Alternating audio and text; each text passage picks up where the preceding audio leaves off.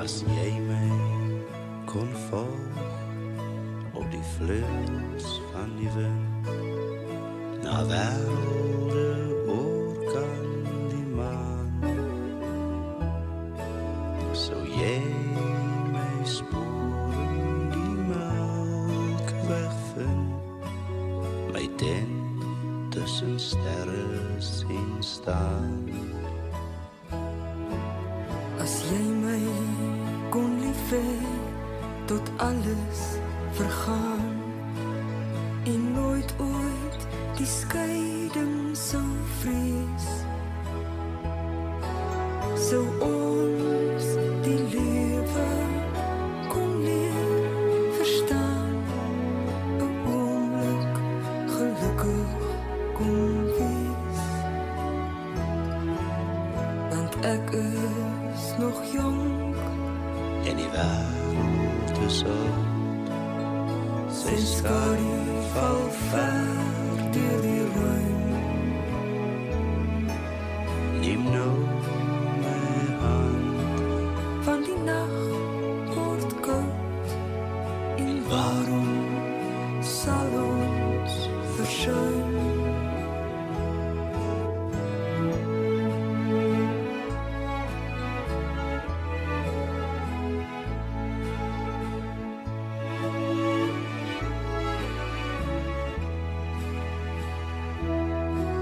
Neem nou my hand, van die nag word koud en waarom sal ons versuim? Maar ons is nog jong en die wêreld is oud en voor ons het almal geval. Neem nou my hand, want die nag is koud. is dalk die heel laaste maal.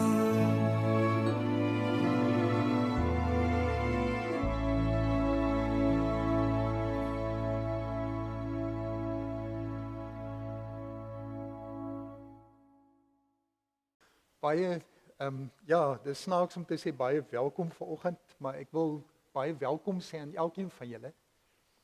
Op die blaadjie sê ons dat ons Jose lewe kom vier. En dit is mos nou maar moeilik om in 'n kerkgebou by 'n begrafnis te sê dat mens iemand se lewe kom vier. En daarom sou ek sê dat dit doen ons elke keer as iemand wat in die Here sterf. As ons so by mekaar kom, is ons vier die feit dat ons die belofte van 'n ewige lewe het. En daarom is ons vandag by mekaar is dit nie sonder hoop nie. Is ons hier met 'n verwagting dat Paulus skryf so mooi vir die gemeente Tessalonika en dan sê hy dat hy praat heeltyd van die ontslapenis. En dis wonderlik om te dink dat 'n mens kan dink aan mekaar is ontslaap. Jy slaap net. En Almar het ook gesê dat sy vertrou daarop dat as Joos weer 'n gedagte kry nadat hy in daai koma ingegaan het, dat sy volgende gedagte is waar die Here vir hom sê, Joos, opstaan. Dis tyd.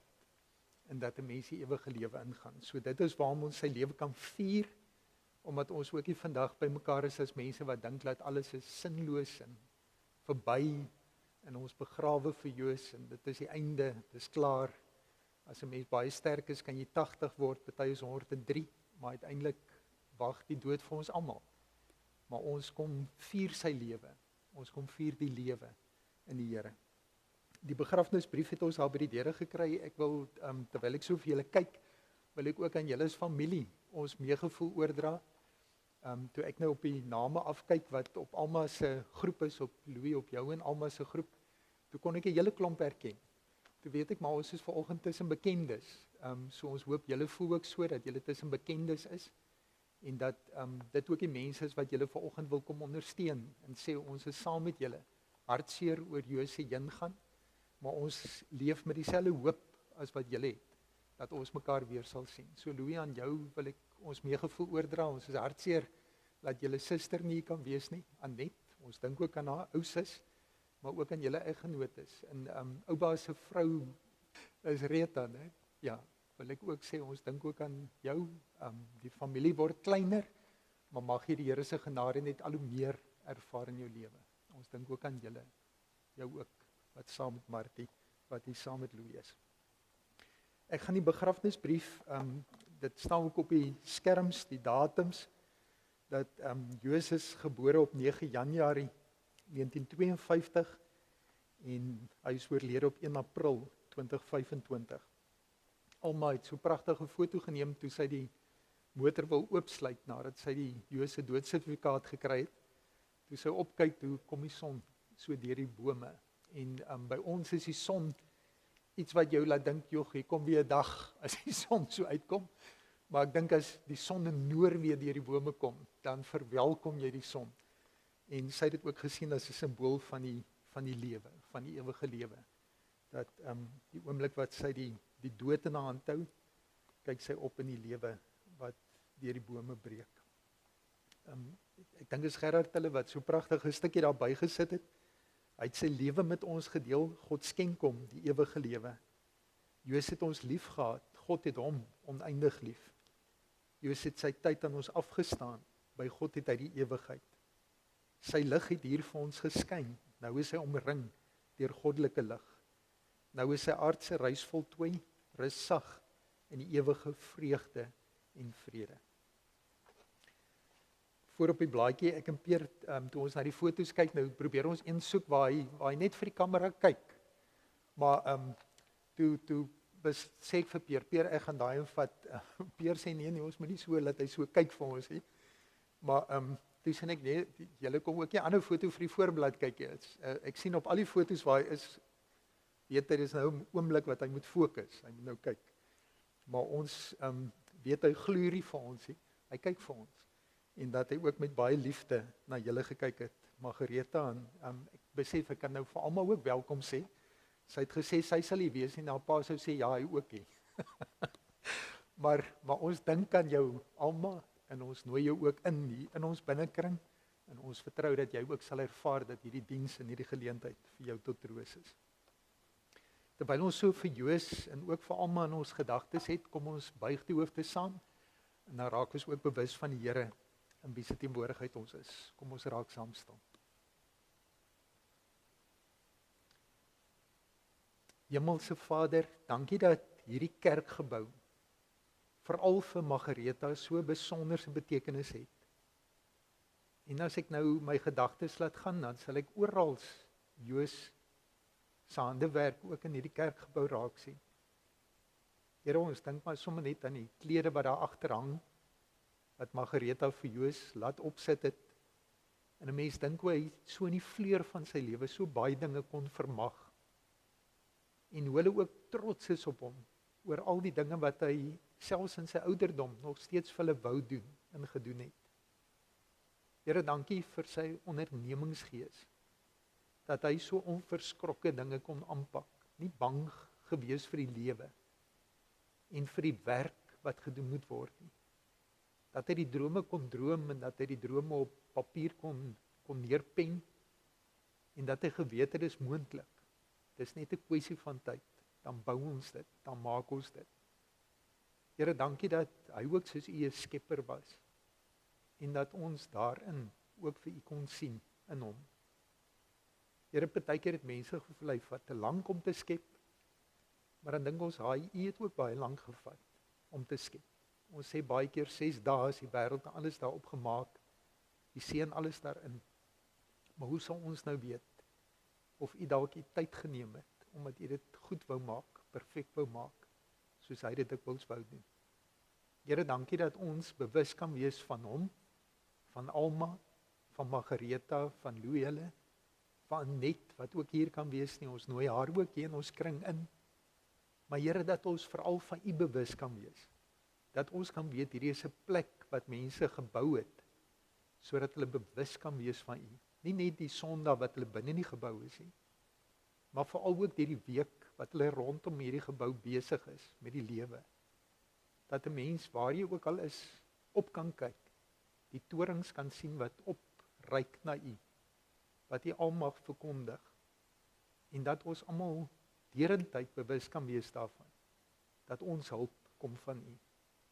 Dankie dat ons vandag ook 'n kruis het op die berg om na op te kyk.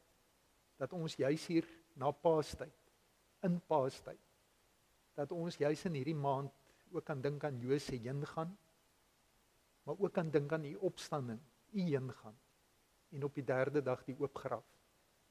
Mag dit vir ons ook simbolies wees daarvan, en ons geloof versterk, dat ons nie soos mense sal wees sonder hoop nie. Dankie dat u hier is, dankie dat ons uit die woord uit kan lees, en dat ons ook die verwagting kan hê, dat wanneer ons dit doen, dat u self met ons praat, en dat u 'n liefdevolle verbondsvader is, wat ook in hierdie oomblikke vir ons wil vashou, en ons wil troos. Ons bid dat Margaretha besonder bewus sal wees daarvan, dat sy kan tuiskom by u, dat sy hier kan wees by u, want u is die Here, u is haar herder. Amen. Ons gaan 2 liedere met mekaar saam sing. Die eerste is daar op die blaadjie gedruk, lied 354. En ek het nou gedink, dis dan baie verse 4. En die lied wat ek gekry het, wat dit vir ons speel, sing toe nou net die eerste 3 verse. En so waartoe ek nou die laaste nog 'n vers kry, orgelspel.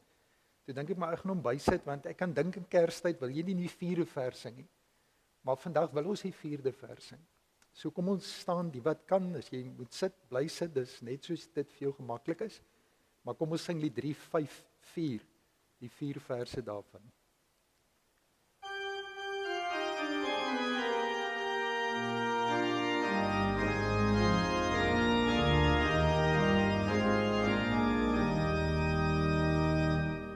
O Christus, ons verlange, U het ons self gebring, sal ooit ons hemel sange, U lof na aarde sing, vervullend alle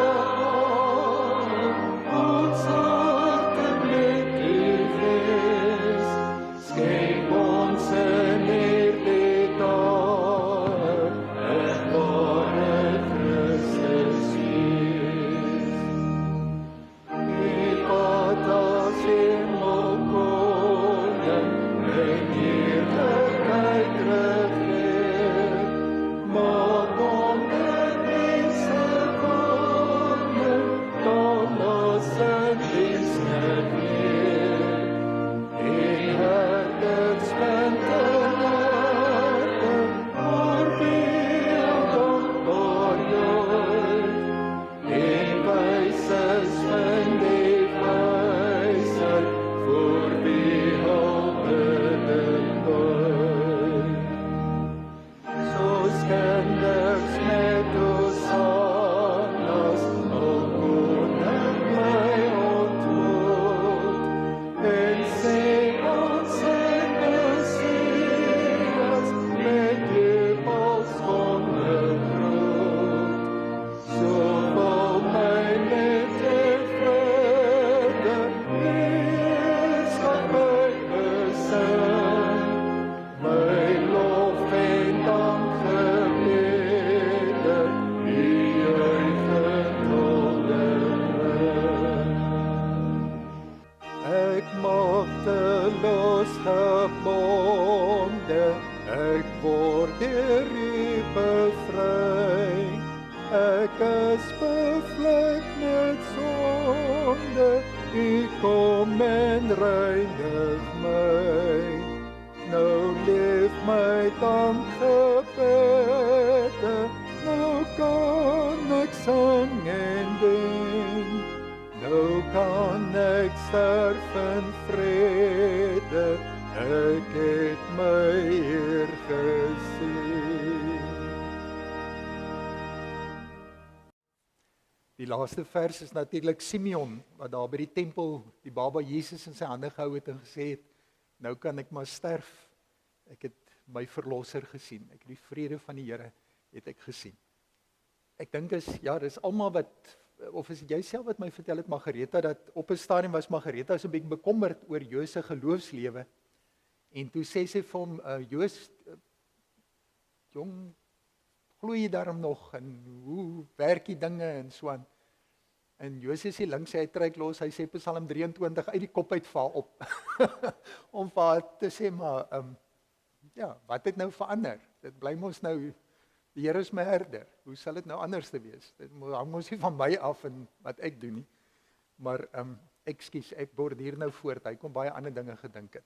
Maar dis maar wat ek gedink het hy vir jou wil sê. Maar Greta. Ja.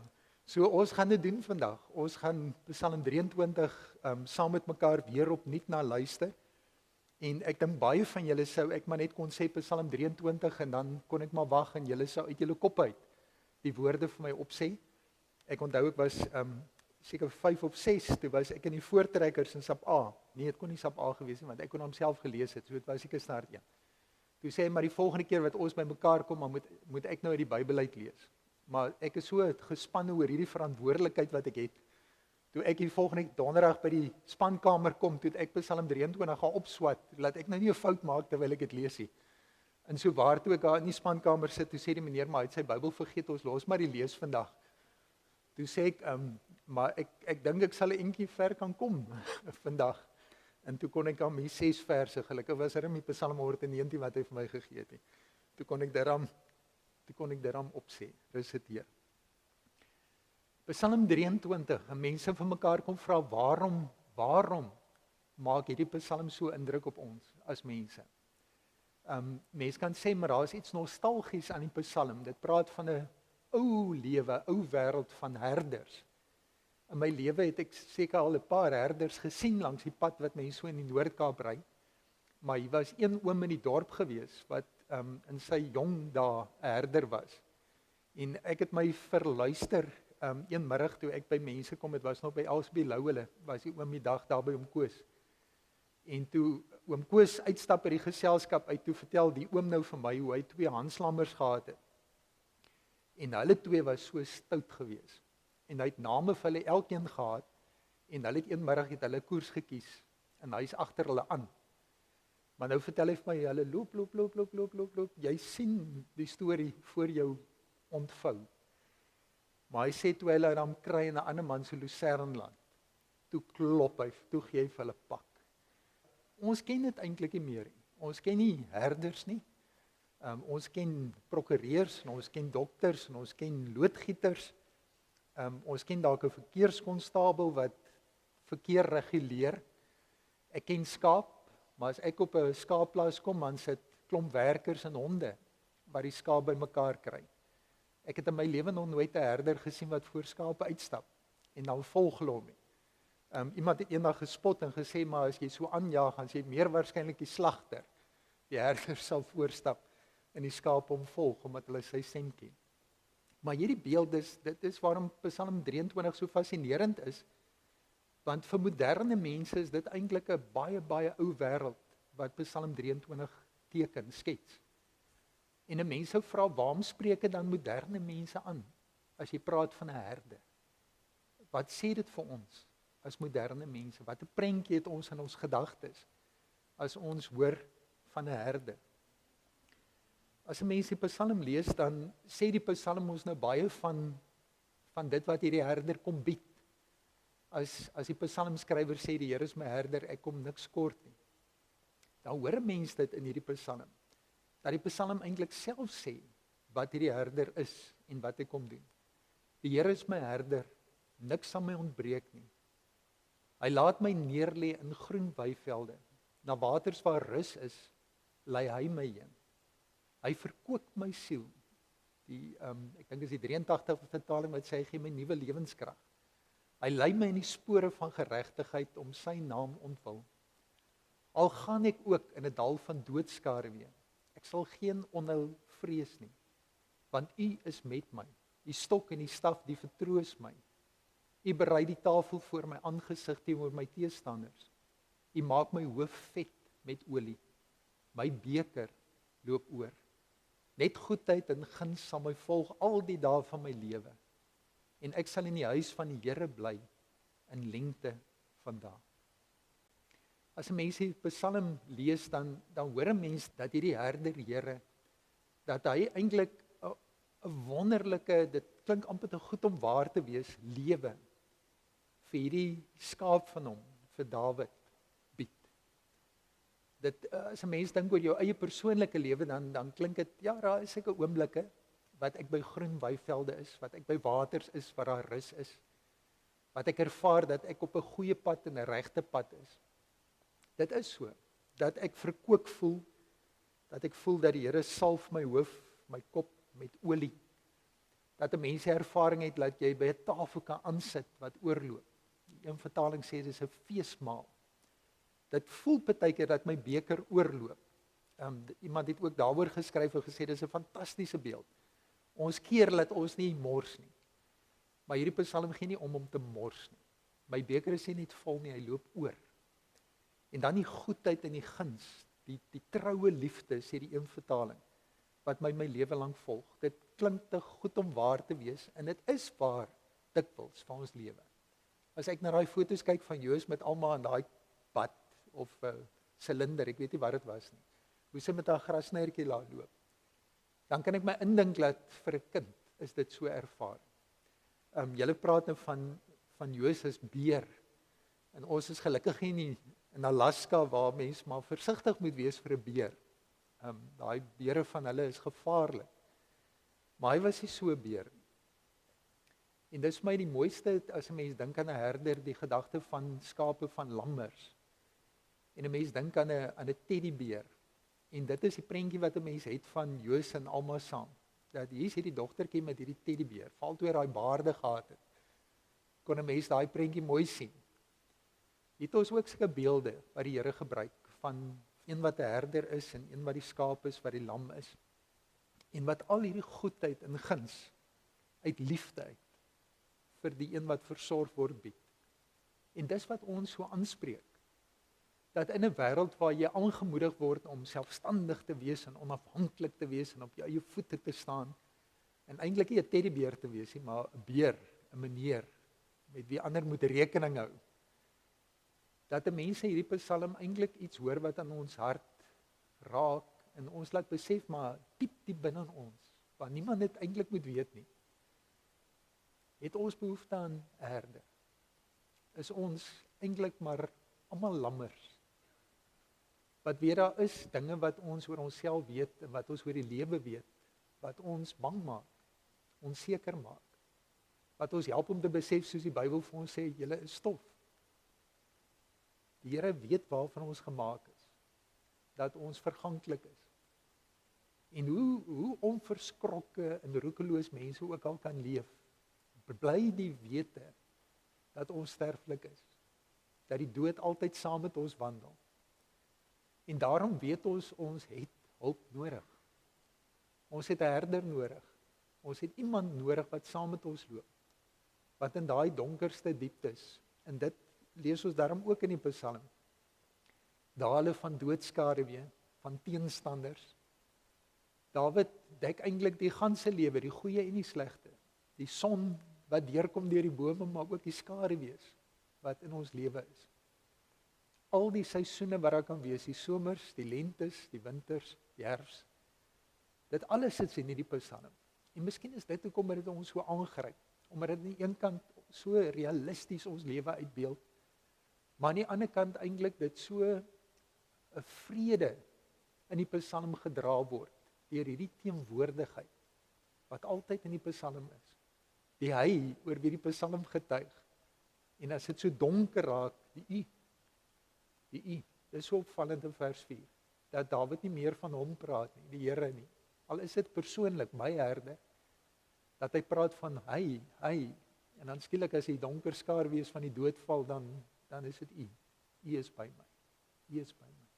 U gaan saam met my. As ons nou gedink het oor die herder, wat die Here is, my herder, dan sien ons dat hierdie herder beskryf word, want dit is wat die Hebreëse teks doen. Die Hebreëse teks rym nie. Een reël rym nie met die volgende nie. Maar wat die Hebreërs gebruik, is parallelismes. Hulle sal vir een ding sê in een reël, en die volgende reël beamoen eintlik wat in die eerste reël is, maar brys 'n bietjie uit, gee meer betekenis aan die eerste reël. Soos Dawid sê, die Here is my herder, en net daarna sê hy, ek kom niks kort nie, dan is die ek kom niks kort nie, wil dit iets uitbrei, oor wat beteken dit dat die Here my herder is. As 'n mens nou sê my dogter is 13, sy is 'n tiener, dan is dit wat die Hebreëse teks doen. Dat ek sê my kind is 13 jaar oud, maar as ek sê sy is 'n tiener, dan probeer ek eintlik iets meer vertel van wat beteken 13 jaar in my huis. Daar kom 'n klomp storm en drang by hierdie ouderdom van 13. Wat ook interessant is van die Hebreëse teks, is dat die werkwoord in die tweede sinnetjie het nie 'n voorwerp nie. So eintlik is dit oop. Ons in Afrikaans het ingesit niks. Ek kom niks kort nie. Maar eintlik sê die Hebreëse teks, ek kom nie kort nie. Maar dit sê nie wat ek nie kort kom. Dit sê nie wat ek sou mis nie. En die implikasie is dat as die eerste vers sê die Here is my herder, dat die tweede reël sê met die Here is my herder. Maak nie saak wat in my lewe is wat ek sou mis, waarna ek sou verlang, wat ander mense dalk in my lewe sou as 'n gemis beskou nie. Daar is werklik niks.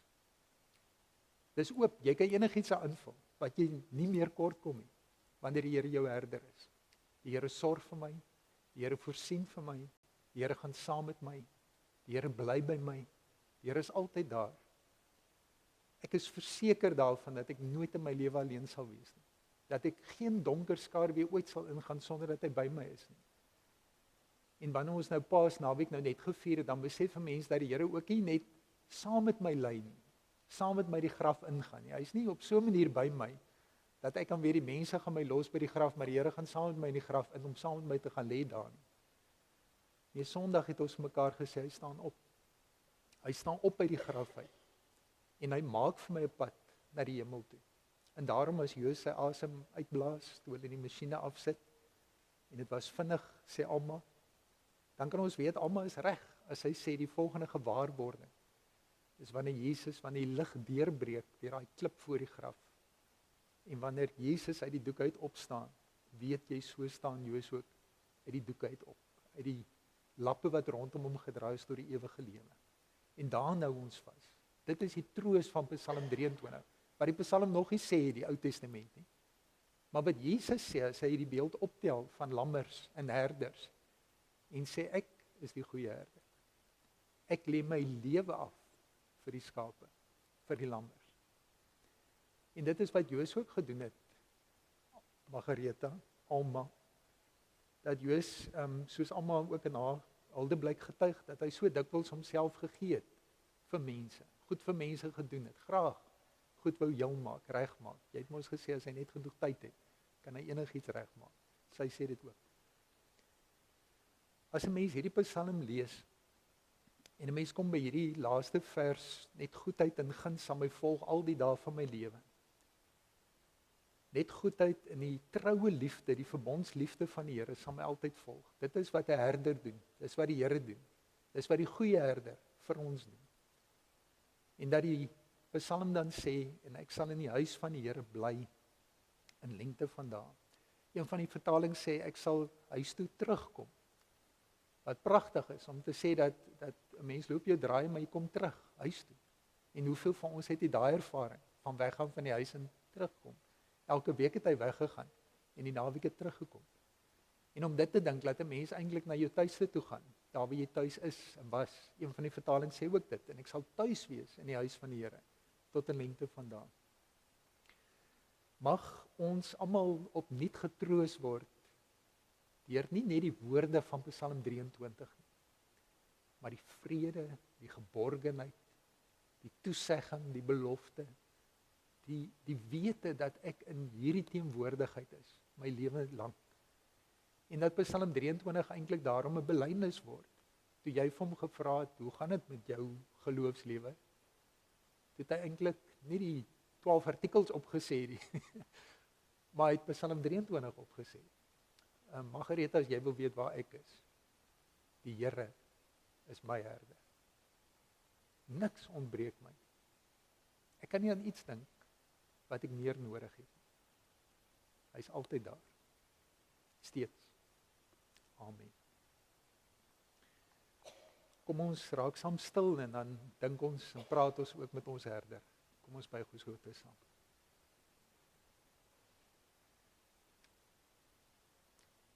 Hemelse Vader, dankie dat ons op 'n manier ook vanoggend oop en bloot voor mekaar kan staan.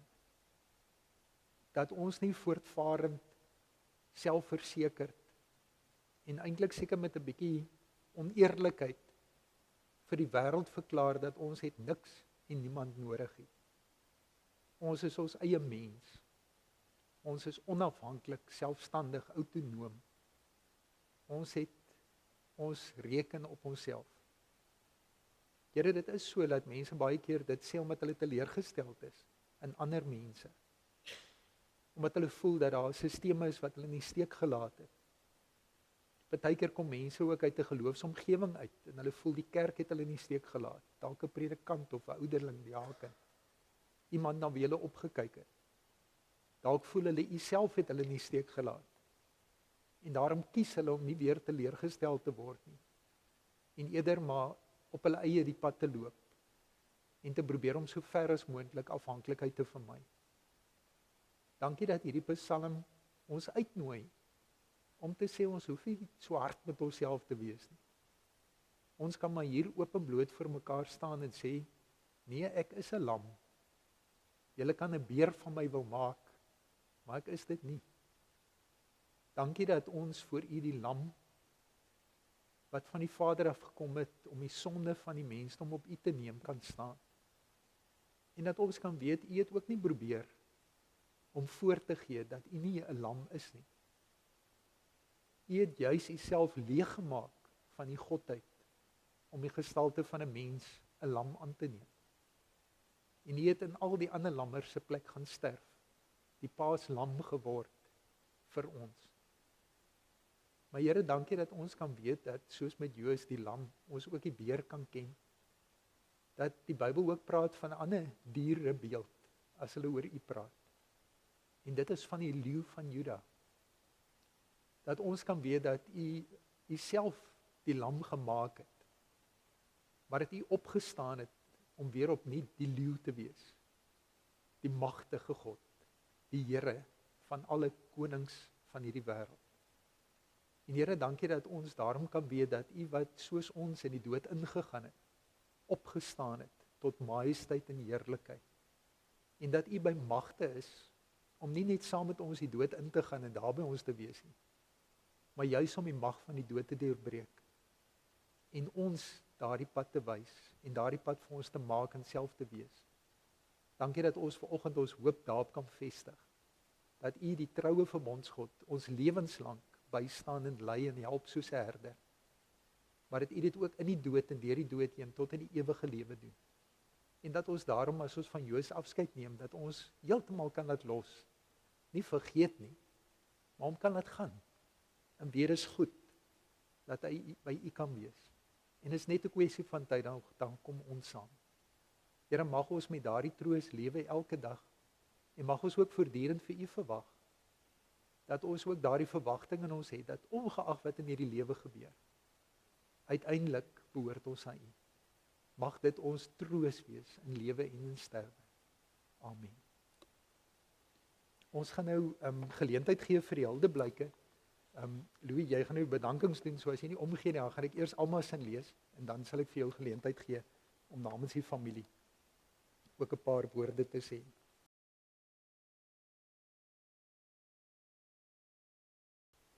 Sy skryf, ek vind dit moeilik om met woorde aan pa reg te laat geskied. Pa se integriteit was van so 'n aard dat woorde eintlik totaal oorbodig is. Dit is egter my eer en voorreg om Joos Engelbreg pa te kan noem, net soos wat dit maasin is om hom beer te kan noem. Ek skryf steeds in die teenwoordige tyd, want selfs al is sy liggaam nie meer hier nie, leef sy diepste menswees in ons voort. Wanneer ek myself uitdaag om die kern van pa Beer se karakter in een woord op te som, kom woorde soos eerbaar en selfs edel by my op. Gedurende sy tydjie hier op aarde, het pa se ruim hart en stil maar diep deernis vir mense, veral ou mense en kinders, as ook 'n groot voorliefde vir diere, veral katte, gehuisves. Die beoefening van sy beroep, stokperdjies en selfs onbetaalde gunste, wat hy soms as 'n blyk van liefdadigheid gedoen het, was sinoniem met deeglikheid, as ook 'n sterk sin vir regverdigheid. Pa het konsekwent sy bes gelewer, ongeag of 'n tegniese dokumentasie van 'n wolkekrabber parkade vir 'n kommersiële kliënt in Kaapstad, 'n verbouing van 'n 2-vertrek huisie in Piketberg, die restaurasiewerk aan sy eie eiendom of die installasie van 'n kykiedeur in my Noordwee woonstel behels het. Pa was in vele opsigte onopgesmik en sonder tierlantynkies. Tog het hy oor 'n fyn humorsin as ook taal en musiek aanvulling beskik, het hy op vele gebiede kuns en goeie vakmanskap waardeer en het hy homself deurgaans op hoogte gehou van wat in die wêreldnuus as ook in vele sportsoorte aangaan. Pa, heel links op hierdie gesinsfoto op die skerm, het as tweede jongste van 5 kinders op Klein Willem groot geword. Gedurende die vroeë 60's was my grootouers, dis nou pa Joos en ma Margaretha se ouers, was huisvriende op Klein Willem. Die twee wat boonop verskeie standaards uitmekaar was, het egter as kinders min in gemeen gehad. Die sporadiese kontak wat hulle wel gehad het, was verbreek, toe oupa en ma se kant net na 'n jaar as skoolhoof op Klein Willem 'n nuwe pos op George aanvaar en die hele gesin getrek het. Dis nou Margaretha hulle wat toe getrek het, verhuis het na George. Pa Joos het in 1969 op Piketberg gematrikuleer. Ek kan nie glo nie, daar is nog 'n getuieskrif wat hy by die skool ontvang het, wat so netjies bewaar is. En daar aan die linkerkant is nou in die Piketberger wat hulle op 'n stadium gewonder het wie die lang man is daar op die foto in die middel. En toe het, ek dink dit was nog, was Helene gewees wat toe die koerant ingelig het, maar dis Joos Engelbreg. En destyds was ouma baie ontsteld geweest want Joos se naam is verkeerd in die koerant opgeteken. En hulle toe, dis 'n mooi storie, dit staan daar in die koerant van hoe hulle wou bel, en toe is die oproep te duur. Toe het ouma dorp toe gegaan en 'n telegram vir die burger gestuur om protes aan te teken, maar het niks van gekom op die ou einde nie. Daar staan hy's Josia, maar verkeerd gespel, Caleb. En toe sê hy baie lank het hy die bynaam Caleb gehad op Maties, maar toe hy nou tikkies toe is, toe het hulle daarmee gelukkig nie geweet van die foto en van die bynaam nie. Net soos oom Louis 2 jaar van tevore was pa ook net 16, 17 jaar oud toe hy gematrikuleer het. Begin 1970 word pa boonop op kort kennisgewing weens sy gehoorgestremdheid van diensplig kwyt vrygeskeld. Hy was dus genoop om die grootmenslewe op 17 in plaas van die ander wat 19 jaar was te betree. Gedurende die 70's het hy in die boubedryf vasdra plek gevind en het sy werk om na die destydse Pietersburg en daarna Pretoria geneem. Sy besondere tegniese aanleg en tekentalent het nie ongesiens verbygegaan nie. Sy werkgewers het hom aangemoedig om verder te studeer en het selfs van sy studies geborg. Hy het egter gedurende hierdie tyd ook 'n paar ou skoolmaats raakgeloop, onder andere ma Margaretha, wat intussen kunsgeskiedenis gestudeer en self gedoseer het. Hierdie keer was daar beduidende oorvleelings in hulle belangstellings en het hulle mekaar op 'n heel nuwe manier begin raak sien. Op 29 Desember 1978 het pa en ma die knoop deurgehaak. In 1981 het pa sy BSc boukunde by Tikkies voltooi en het hulle Kaap toe getrek, waar pa sy loopbaan in die boubedryf vir die volgende 3 dekades voortgesit het.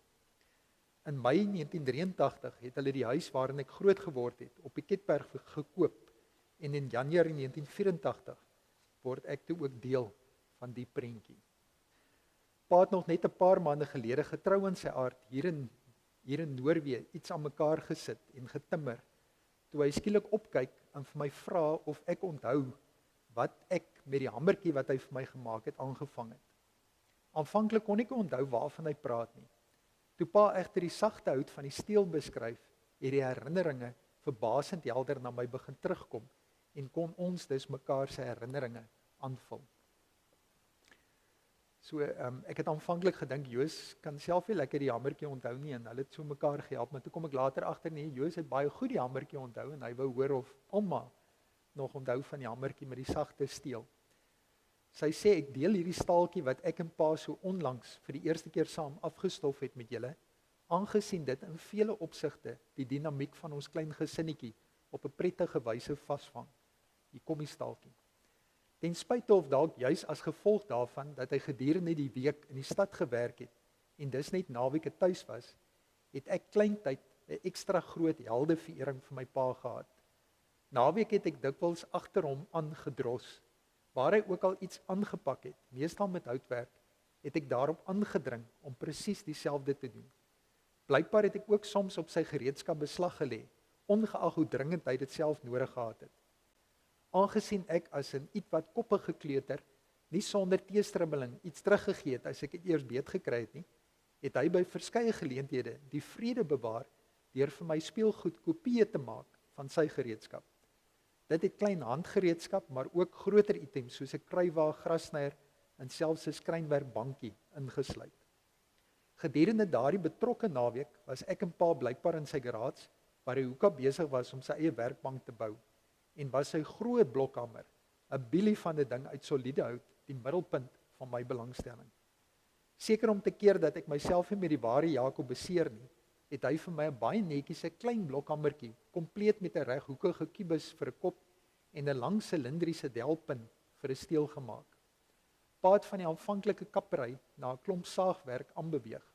Nie 100 jaar later nie wou ek toe ook iets begin saag. Pa het ewe geduldig vir my paar stukkies afvalhout en 'n klein figuursaagie aangegee. Nadat hy seker gemaak het dat ek snap van watter hout ek wel mag saag, dit wil sê klein los stukkies en nie die werkbank se poot wat hy nog self besig was om te bou nie, kom pa uiteindelik sy aandag by sy eie werk bepaal. Na verskeie mislukte pogings om 'n behoorlike greep met die figuursaagie op die plat stukkies afvalhout te kry, het ek toe instinktief na iets makliker begin soek om met die saagie te takel. Die werksbank se poot was steeds buite perke en boonop te groot. Maar die speelgoedhamertjie se blokkop het egter lekker vasgrypplek in my lomp kinderhandjie gebied. Ek onthou nog steeds die bevrediging wat ek geput het uit die gevoel van die saagie wat deur die sagte hout van die hamersteel begin vreet. Net soos pa het ek die geneigtheid gehad om wanneer ek eers met 'n taak begin het, dit netjies en behoorlik te wil afhandel. En het ek dus die hamertjie se steel mooi sekuur teen aan die hamerkop afgesaag. Pa was nie 'n man van baie woorde nie, maar hy kon 'n situasie nogal goed beskryf en die betrokkenes uiters herkenbaar naboots wanneer hy wel op dreef gekom het. Hy het ook nie geskroom om komiese toneeltjies waarin hy self 'n rol gespeel het ten koste van homself te skets nie. Terwyl pa steeds met sy rug na my op sy eie werk gestaan en konsentreer het ma waarskynlik net soos 'n ma kan aangevoel dat ek met iets besig is waarmee ek eintlik moet besig wees nie.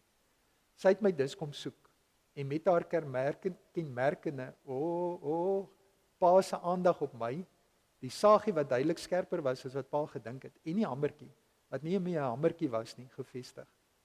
Blykbaar het ek ma 'n bietjie te letterlik opgeneem toe sy eendag bewonderend gesê het dat pa so handig is dat hy alles kan maak en ook weer heel maak as hy net die kans of die tyd gegee word. Soos hy het gehoop hy sal die hamer weer kan herstel.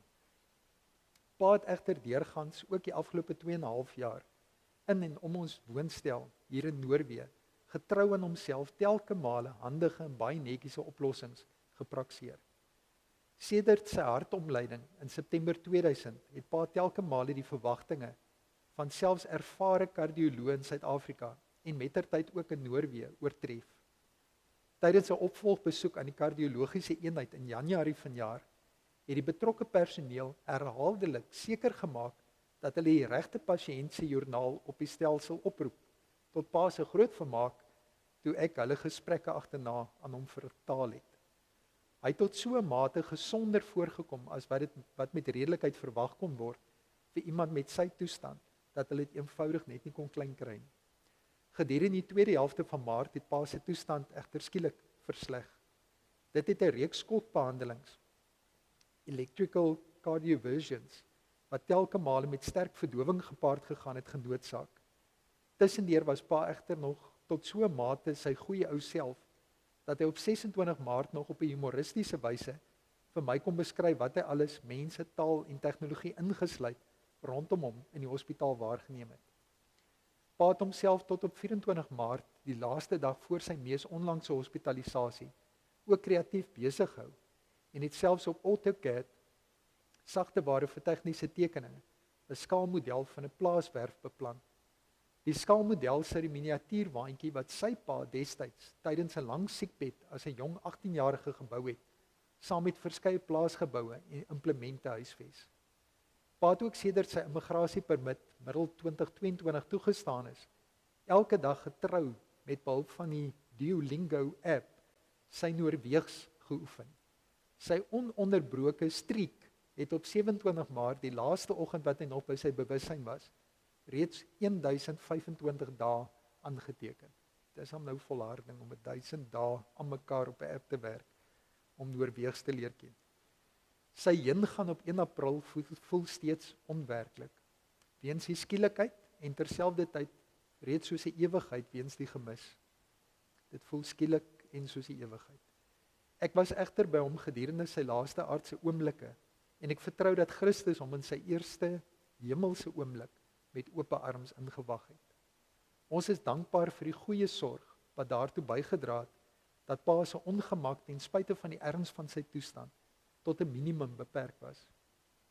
Wees ook verseker van ons volgehou dankbaarheid vir alle hulp, geduld, ondersteuning en gebede van julle almal wat steeds hierdie pad saam met ons stap. Skryf almal vir julle almal. Chris, my swaar skryf hierdie enkele herinneringe aan Joos. Toe ek hom die eerste keer ontmoet het, was hy besig om die ronde staalpilare op die voorstoep van hulle huis met hout te omskep tot 'n Victoriaanse voorkoms. Die noukeurige presisie waarmee hy dit gedoen het my laat besef ek het te doen met 'n perfeksionis. Met die loop van jare het ek ook besef, het die besef versterk, maar soms met die gewaarwording dat dit ten koste van praktiese uitvoerbaarheid geskied. 'n ander eienskap wat ek leer ken het, was sy geslotenheid. Nou dit kom oral deur al die gesprekke kan jy agterkom. Mense het selde indien ooit regtig geweet wat in sy gemoed aangaan. Wanneer jy merk dat hy ongelukkig is en jy daaroor invra, het hy doodeenvoudig dit vinnig verplaas na buite homself, soos die keer toe hy heftig uitgevaar het oor die voorkoms van die nuwe houte bakkies. My herinnering aan Joos is mooi gevul met deernis. So, dit kom van ons swaar Chris af, Annette se man. En ons suster Annette wat ongelukkig vandag nie kan wees as gevolg van terminale siekte wat haar al baie lank seermaak en terughou van die normale beweging. Sy skryf die volgende: ek sal beslis nie sê ek het hom die beste geken nie, maar beslis die langste, want ek is die oudste van 5 telge. By die aanhoor van nog 'n baba wat in die kom is, het ek alles gedoen wat ek kon, gereed gekry. Die oudste seun het heeldag in sy skommelwieg wat pa Willie vir hom gemaak het, gelê en wieg.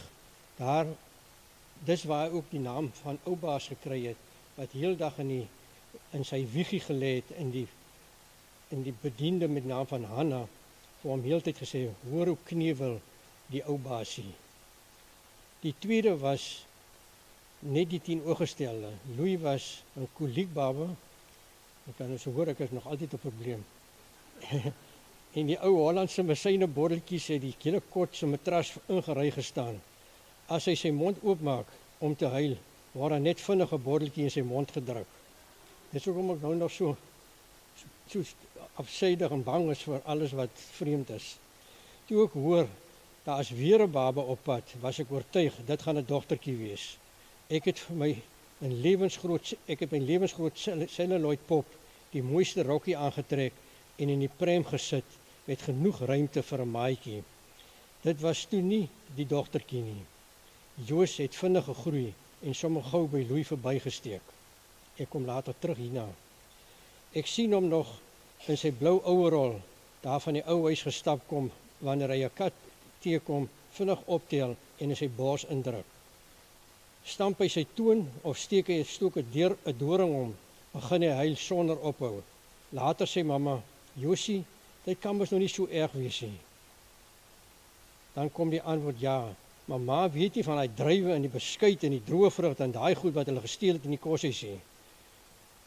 Dit kan weke terug gebeur het, maar hy onthou dit steeds Hy het 'n ongelooflike goeie geheue gehad en dan bring hy dit baie keer ontydig bring hy dit ter sprake. By die voordeur van ons huis was 'n swaalkienes. Elke keer wanneer hy daar verbystap, raak sy kop aan die nes en vlieg die swaalkies uit, nou so half deur sy hare. Dit het later te veel geraak vir hom. Hy het op 'n dag genoeg gehad en die swaalkies se nekke een vir een omgedraai en dit vir die katte gevoer.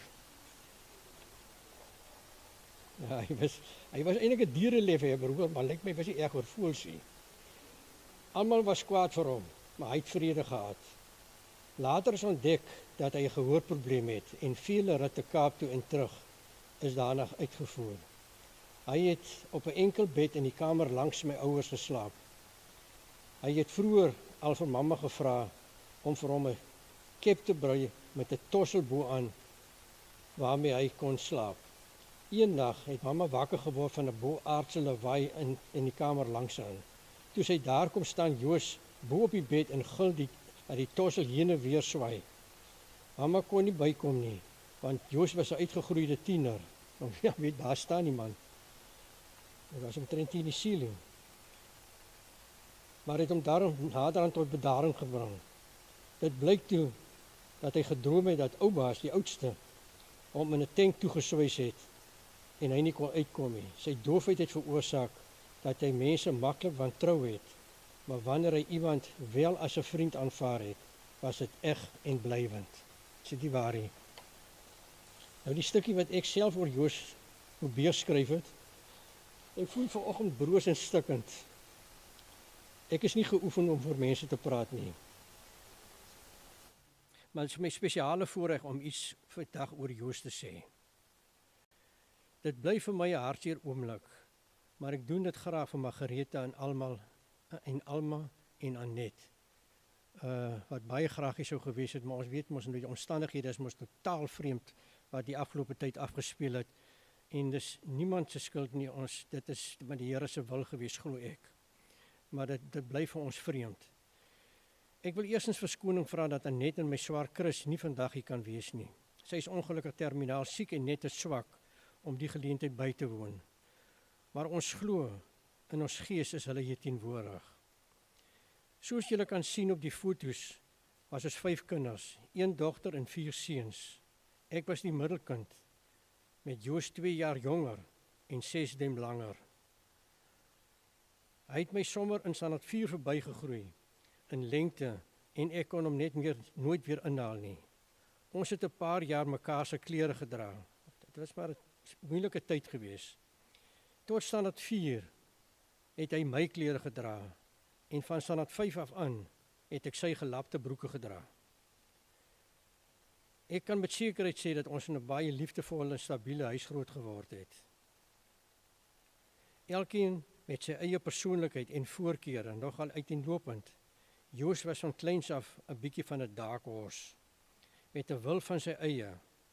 Ons ouers het mettertyd agtergekom dat sy gehoorprobleme groot invloed op sy vormingsjare gehad het.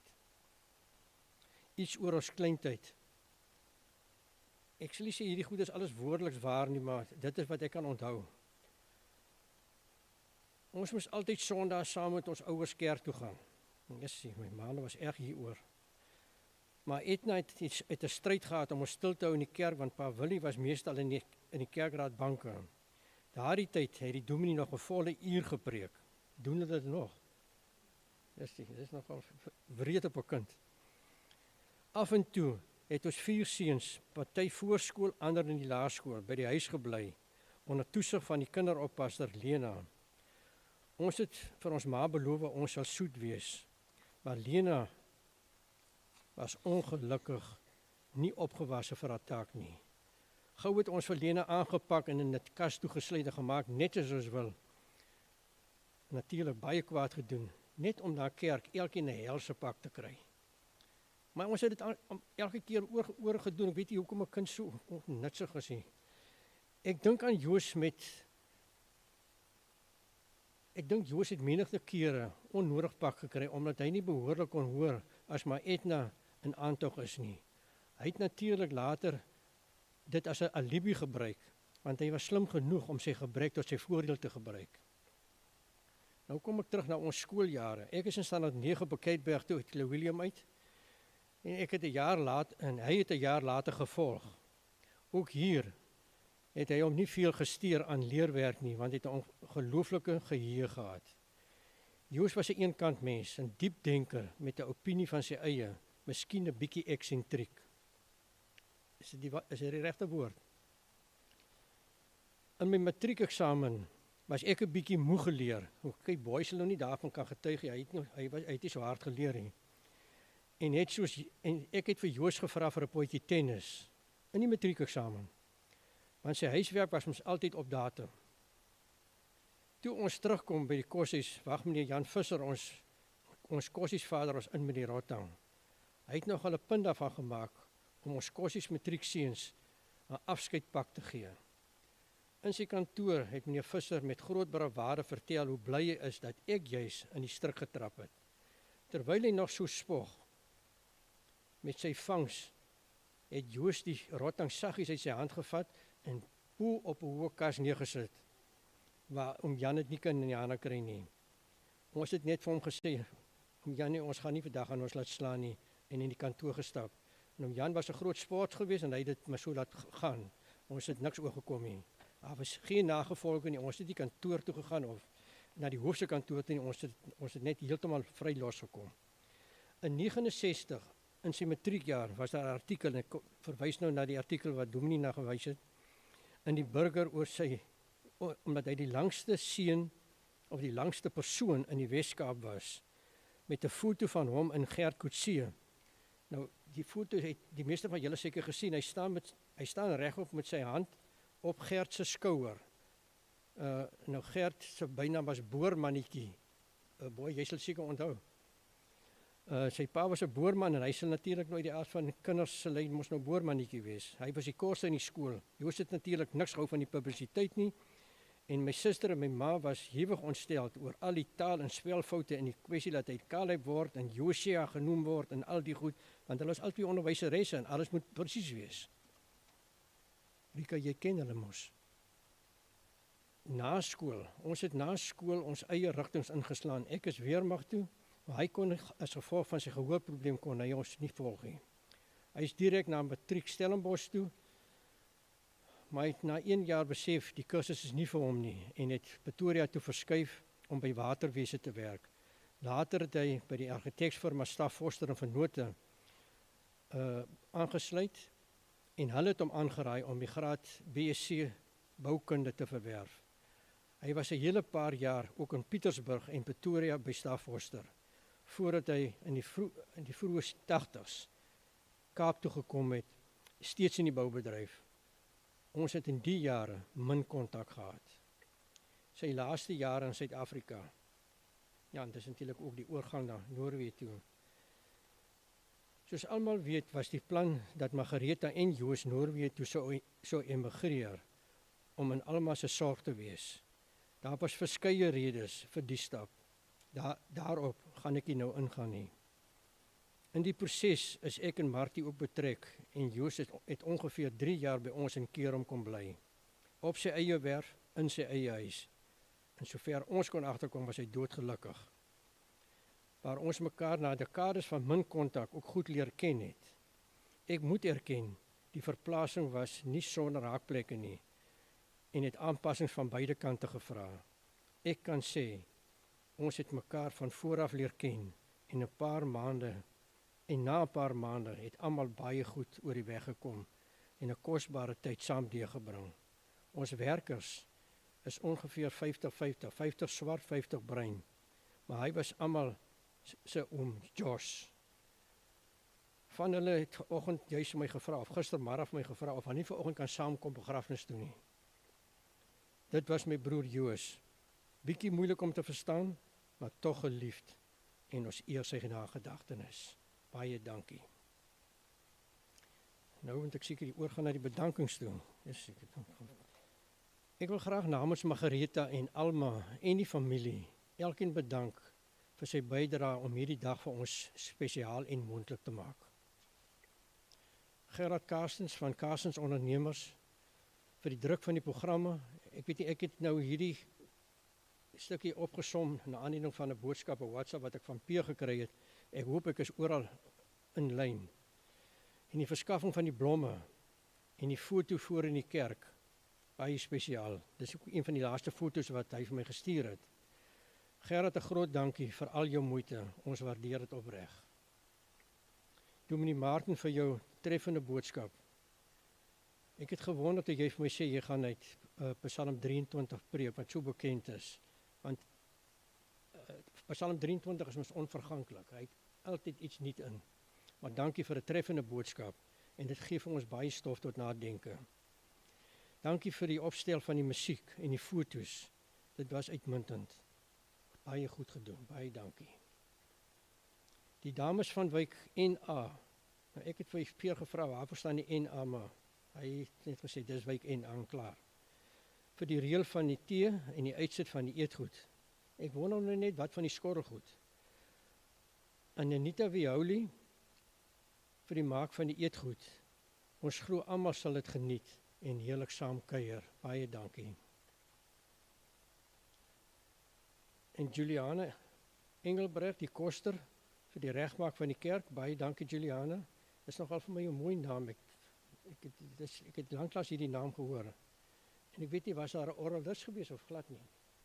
Was dit maar net jy gewees. Baie dankie vir die gedeelte ook. Ek weet hulle gaan my kwaadlik nie, maar ek gaan 2 name tog uitsonder. Pierre, jy het soveel moeite gedoen met Joos en opgeoffer vir ons en vir Joos en Margaretha. Jy's 'n vriend 1000. Baie dankie vir al jou bydrae. Die kilometers, honderde, miskien duisende op die ou end, het jy heen weer gery tussen Kerom en Pakketberg. Baie dankie vir al jou moeite. Margaretha en Alma, ons bewonder jou, vir jou Margaretha, dat jy die afgelope meer as 5 jaar so lojaal en lief gebly het vir Joos. Ons kon aflei uit ons gesprekke dat jy baie erg is oor hom. Ons weet jou lewe is ontwrig. Net een groot dankie vir jou. Ons wil vir Alma in haar afwesigheid baie dankie sê, vir alle omgee, liefde en versorging van haar pa, tot aan die einde, veral sedert sy hospitalisering. Dankie.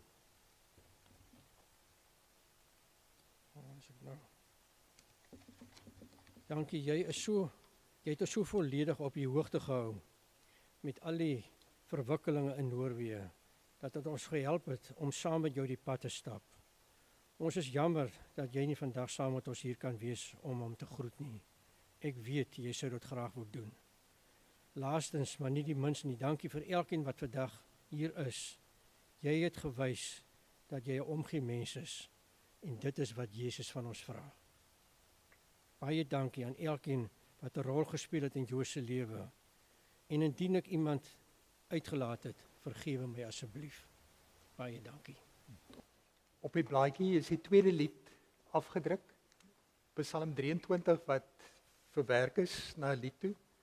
So kom ons sing dit saam met mekaar en ons maak dit ook ons belydenis dat die Here is ons herder. Hy sorg vir ons.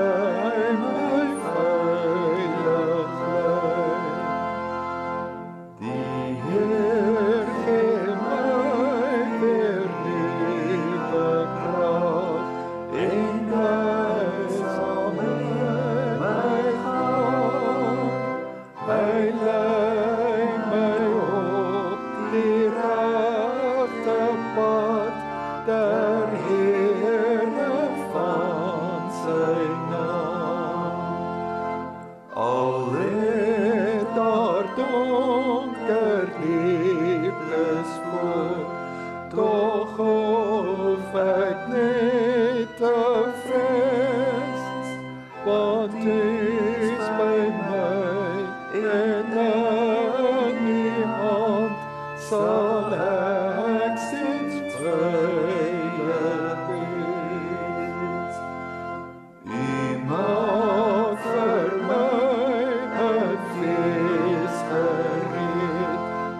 terwyl my vyand kyk.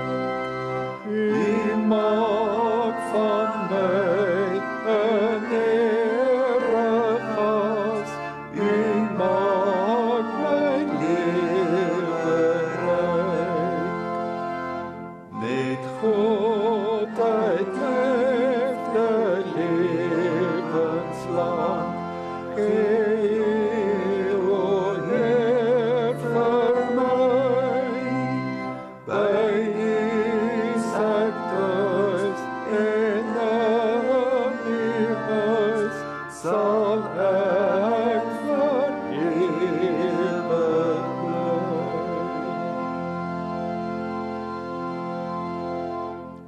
Ons kan maar bly staan vir die seën en as ek klaar die seën uitgespreek het, dan is julle baie welkom. Julle het nou gehoor van die lekker eetgoed en die tee en die gesels om na die tyd hier by die moederskamer iets saam te geniet met die familie. Ontvang die seën van die Here. Mag die genade van ons Here Jesus Christus en die liefde van God ons Vader en die gemeenskap van die Heilige Gees met jou wees en bly. Die Here is jou herder. Amen.